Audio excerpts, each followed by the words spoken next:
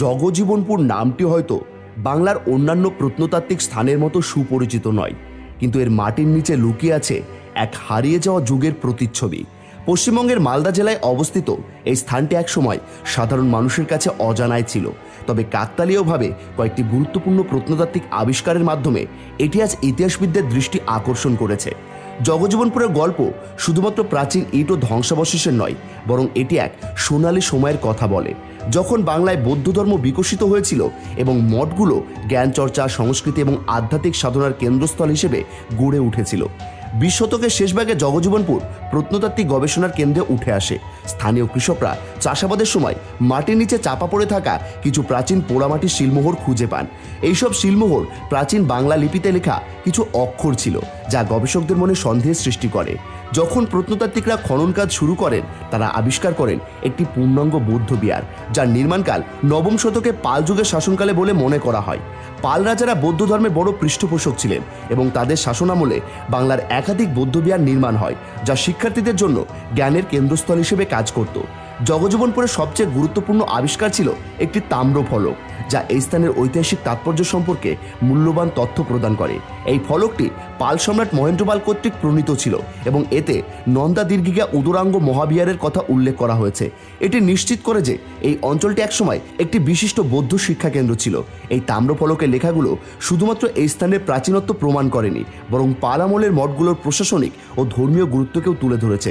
প্রত্নতাত্ত্বিকরা সেখানে মঠের শিলমোহর, প্রাচীন মৃৎপাত্রের টুকরো এবং ইমারতের অবশিষ্টাংশ খুঁজে পান, যা প্রমাণ করে এই বিহারটি একসময় একটি সক্রিয় শিক্ষা কেন্দ্র ছিল। জগজীবনপুর বিহারের স্থাপত্যশৈলী অন্যান্য পাল যুগের বৌদ্ধবিহারের সঙ্গে সামঞ্জস্যপূর্ণ। বিশাল আঙিনার চারপাশে ছোট ছোট কক্ষ, উপাসনালয় এবং একটি কেন্দ্রীয় মন্দির ছিল, যা সেই সময় প্রচলিত বৌদ্ধ স্থাপত্যের অনুসরণে নির্মিত। ইটের তৈরি কাঠামোগুলোতে সূক্ষ্ম কারুকাজ লক্ষ্য করা যায়, যা শতাব্দীর পর শতাব্দী ধরে টিকে আছে। এখানে পাওয়া স্তূপের অবশেষে অলঙ্কৃত মূর্তি পাল যুগের শিল্পকলার উৎকর্ষতা প্রদর্শন করে। এছাড়াও এই বিহার প্রাচীন বাণিজ্য পথের কাছাকাছি অবস্থিত ছিল, যা এটিকে একটি গুরুত্বপূর্ণ সাংস্কৃতিক ও বাণিজ্যিক কেন্দ্র করে তুলেছিল। এই আবিষ্কার পাল আমলে বাংলার বৌদ্ধ ধর্মীয় জীবনযাত্রার চিত্র ফুটিয়ে তোলে। মঠগুলো শুধুমাত্র ধর্মীয় কেন্দ্র ছিল না, বরং তা উচ্চশিক্ষার প্রতীকও ছিল।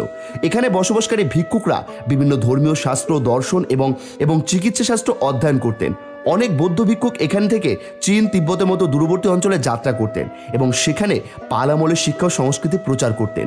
জগজীবনপুরে পাওয়া বিভিন্ন অনুকরণীয় স্তূপ, উপাসনা সংক্রান্ত নিদর্শন এবং শিলালিপি প্রমাণ করে যে এই বিহার মহাযান বৌদ্ধ ধর্মের প্রসারে গুরুত্বপূর্ণ ভূমিকা পালন করেছিল।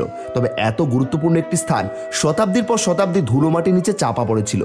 নালন্দা বা বিক্রমশিলার মতো বিখ্যাত মঠগুলোর তুলনায় জগজীবনপুর ইতিহাসে খুব বেশি স্বীকৃতি পায়নি। বিশেষজ্ঞরা মনে করেন এটি মুসলিম শাসন প্রতিষ্ঠার আগে ধীরে ধীরে পরিত্যক্ত হয়। প্রাকৃতিক দুর্যোগ, রাজনৈতিক পরিবর্তন এবং ধর্মীয় ল্যান্ডস্কেপের পরিবর্তন এর অন্যতম কারণ হতে পারে।